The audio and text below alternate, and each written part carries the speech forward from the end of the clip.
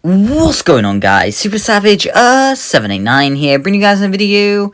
Today we're doing What If Coby Became a Straw Hat. I'm very excited for this one, so let's just jump straight into it.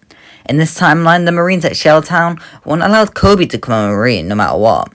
With knowledge of his past as a pirate, as well as him seemingly being friends with these proclaimed pirates, the notion of him joining the world government as a Marine was laughable at best.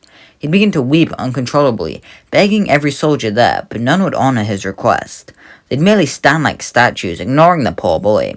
Seeing the pink-haired boy that he called a friend weeping on the floor, his dream now shattered, makes Luffy also upset. He places a hand on Coby's shoulder and tells him to come with them to the next place they're going.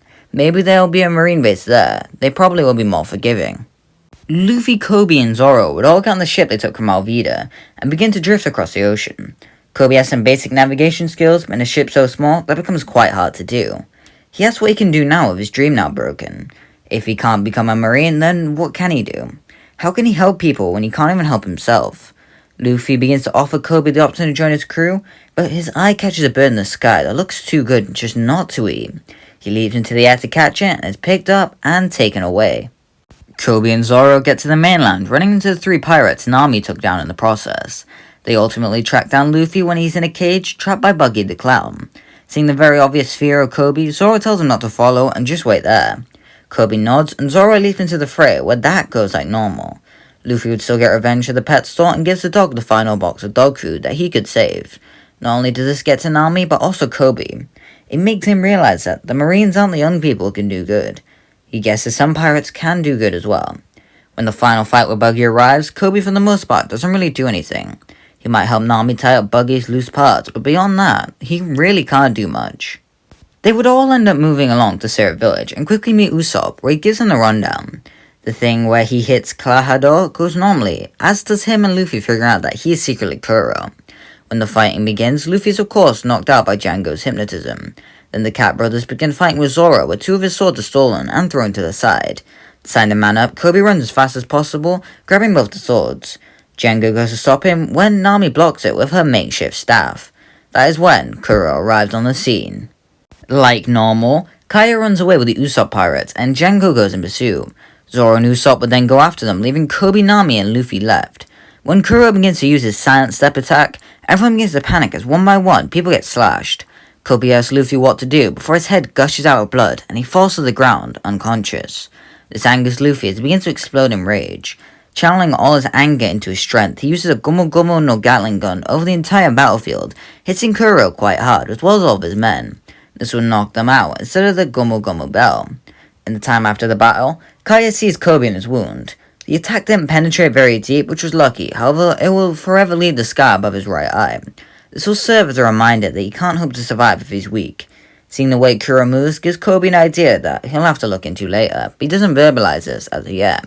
The Straw Hats are then given the going merry and travel out to sea along with Usopp as a new 5th member. On the ship, Coby would ask Luffy to train him. He clearly isn't strong enough to survive in the Grand Line if he continues the way he is. If he can get stronger, then at the very least he won't be a burden to the rest of the crew if he's going to tag along with them for the time being. Luffy actually agrees and begins to give Coby some light training. Usopp also gets in on this training, since getting better in physical combat as well as long-range combat will make him the best pirate who ever lived, and a brave warrior of the sea, which is what Usopp wants.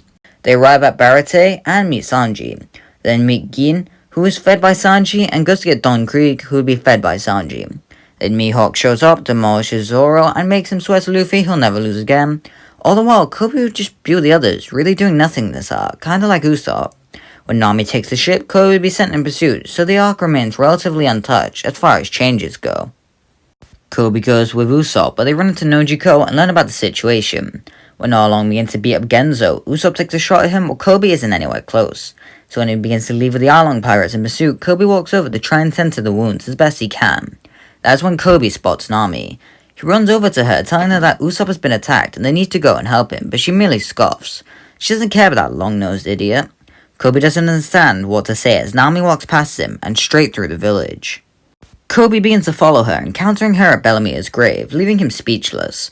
He He recognizes the name of the deceased Marine, is confused what the connection could be. In this time, Nami would pull out a staff and swings it at Coby, knocking him out before he can react. She then leaves to fake Usopp's death. Coby would regain consciousness right as Nami meets with Luffy, Zoro, Sanji, and the two bounty hunters, where he finally puts two and two together. He rushes in front of everyone and asks Nami if Bellemere was her mother.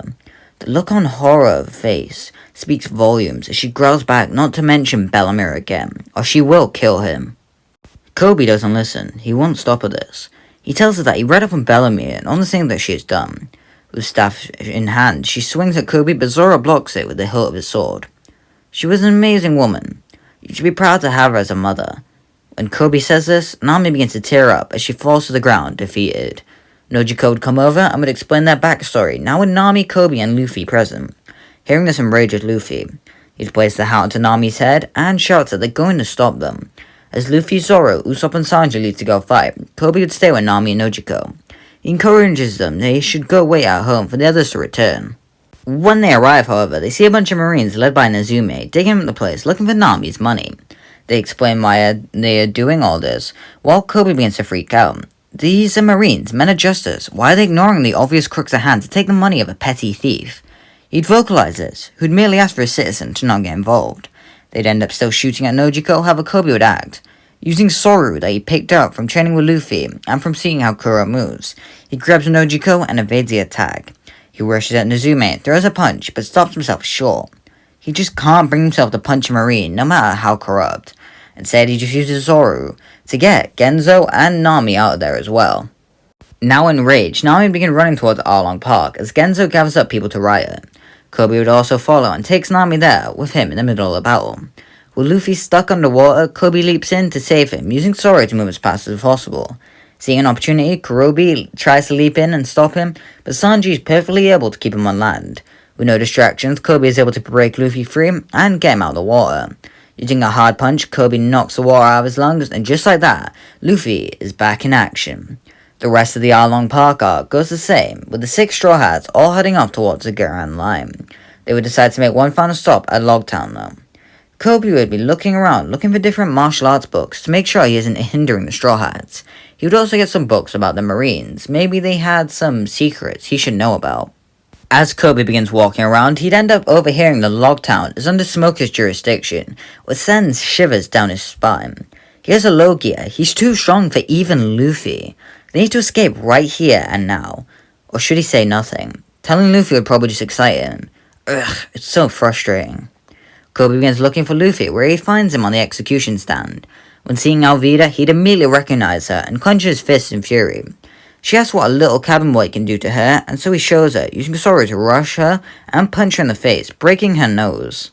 Coby, Sanji, and Luffy would be running off together, with Zoro fighting Tashiki, where they'd encounter Smoker. Realizing they stand no chance, Coby uses Zoro to grab Sanji and Luffy and throw them as far as possible. Smoker wants to pursue and begins chasing after Luffy, but Coby uses Soru to rush into Smoker's face, getting hit quite hard to the ground. Smoker tells Coby that he only wants Luffy, and that if he gets in the way, he'll also be arrested. Coby stands up, however, with his arms out wide, ready to stay and give up his life for Luffy. Up until now, I've wanted to be a Marine. It was my dream. But in my time traveling with Luffy, I realized just how corrupt the Marines truly are. Luffy has brought more peace to the world than any Marines ever, and if I have to give up my life so he'll be the Pirate King, then so be it.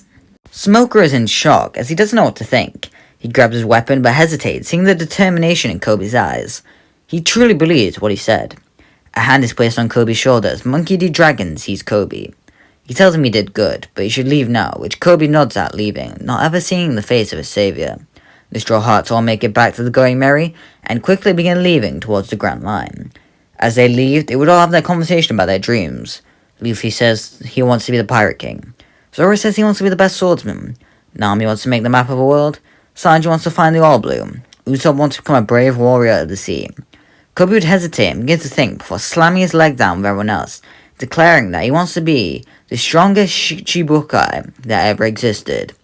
And that's going to be him. If you like and subscribe and comment, what's happening in part 2. If you like this, please give it some likes. 50 likes guarantees a part 2.